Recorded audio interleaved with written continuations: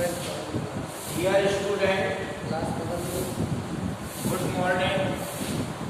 आज हम आपको मैथिल एल्कोहल की बात, एथिल एल्कोहल का निर्माण कैसे करते हैं इस संबंध में आपको हम जानकारी देंगे।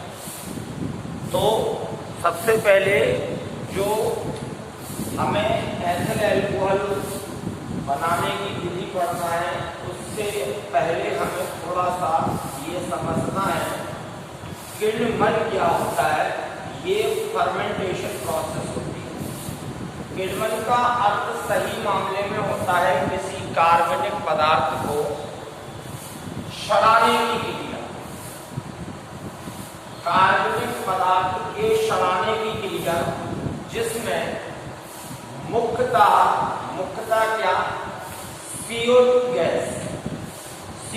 गैस उत्पन्न होती है, और जहां CO2 गैस उत्पन्न होती है वह क्रिया हमेशा ऊष्माक्षेपी क्रिया होती है। तो किसी कार्बनिक पदार्थ को एक प्रकार से नष्ट करके उसके प्राकृतिक रूप को अप्राकृतिक रूप में चेंज करने की क्रिया को हम बोलते हैं किण्वन। जैसे दूध का जो स्वरूप है, दूध का किण्वन कर दिया जाए तो ये दही में परिवर्तित हो जाता है। तो दूध का स्वरूप बदल गया दही में। जैसे हमने कहा गन्ने के रस का यदि हम किण्वन कर दें तो ये सिरका में चेंज हो जाता है। सिरका में चेंज हो जाता है, तो ये प्रोसेस भी आपकी फर्मेंटेशन कहलाती है। हमने कहा मैदा से हम ब्रेड बनाएंगे, तो मैदा से अगर हम ब्रेड बनाते हैं तो ये क्रिया भी बच्चों फर्मेंटेशन यानी कि किण्वन है।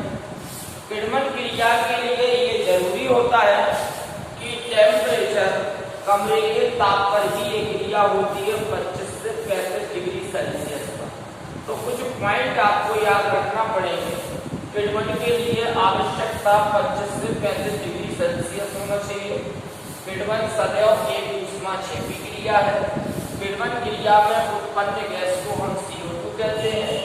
किण्वन क्रिया जो होती है, किण्वन क्रिया में पदार्थ का परिवर्तन एक दूसरे पदार्थ में हो जाता है, और ये जो प्रोसेस होती है बच्चों, वो हमेशा यूजफुल बैक्टीरिया की प्रेजेंस में होती है। अब यूजफुल बैक्टीरिया भी होते हैं और हार्मफुल बैक्टीरिया भी होते हैं। तो यूजफुल बैक्टीरिया वे होते हैं जो किसी भी पदार्थ का सही रूप में परिवर्तन किसी दूसरे पदार्थ में तो कर रहे हैं, लेकिन वो पदार्थ हमारे लिए उपयोगी हो, तो वो जो काम किया गया बैक्टीरिया के द्वारा, तो ऐसे बैक्टीरिया को हम कहेंगे यूजफुल बैक्टीरिया। ओके। और इसके बाद बात आती है कि हार्मफुल बैक्टीरिया क्या होते हैं। तो हार्मफुल बैक्टीरिया वे होते हैं जो पदार्थ को नष्ट ही कर देते हैं, और वो पदार्थ हमारे लिए कोई उपयोगी नहीं होता है। तो यूजफुल बैक्टीरिया का एक इकोनॉमिकल एडवांटेजेस भी होता है। जैसे इकोनॉमिकल यानी व्यापारिक रूप में औद्योगिक स्तर पे हमारे लिए यूजफुल बैक्टीरिया बहुत ही कारगर होते हैं।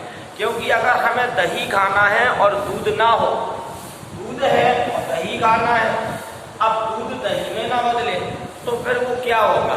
तो उसके लिए जरूरी है कि हमें फर्मेंटेशन कराना पड़ेगा। 25 से 35 डिग्री सेल्सियस टेम्परेचर रखना पड़ेगा, जो कि आपका रूम टेम्परेचर कहलाता है। इस रूम टेम्परेचर पर ही क्या होता है, फर्मेंटेशन प्रोसेस जारी होती है, राइट। और fermentation always exothermic reaction which evolve carbon dioxide gas. अब हम यहाँ पर एक और महत्वपूर्ण बात बताएंगे। हमने फर्मेंटेशन आपको बताया है। फर्मेंटेशन हमने बच्चों आपको इसलिए बताया कि जैसे सीरा होता है यानी मोलेसिस, जिसको हम कैन शुगर से प्राप्त करते हैं, गन्ने के रस से प्राप्त करते हैं, ठीक है। तो शीरा जो होता है उस शीरा का अगर हम फर्मेंटेशन करें तो हमें एथिल एल्कोहल प्राप्त होगा, और अगर हम स्टार्च का करते हैं फर्मेंटेशन तब भी हमें एथिल एल्कोहल प्राप्त होगा। तो एथिल एल्कोहल को फॉर्म करने की 2 मेथड्स होती हैं बाय फर्मेंटेशन, ठीक है। तो एथिल एल्कोहल क्या होता है, जितने भी वाइन्स होते हैं, शराब होती हैं, उन सबका सबसे मेन सोर्सेस होता है एथिल एल्कोहल। यानी हर वाइन में, चाहे वो डिस्टिल्ड वाइन हो, चाहे नॉन डिस्टिल्ड या अनडिस्टिल्ड वाइन हो, सब में किसी न किसी रूप में एथिल एल्कोहल जरूर से प्रेजेंट रहता है। डिपेंड करता है कि एल्कोहल कितनी मात्रा में प्रेजेंट है, ठीक है। तो आज हम जो पढ़ेंगे वो एथिल एल्कोहल की फर्मेंटेशन के आधार पर 2 मेथड्स पढ़ेंगे।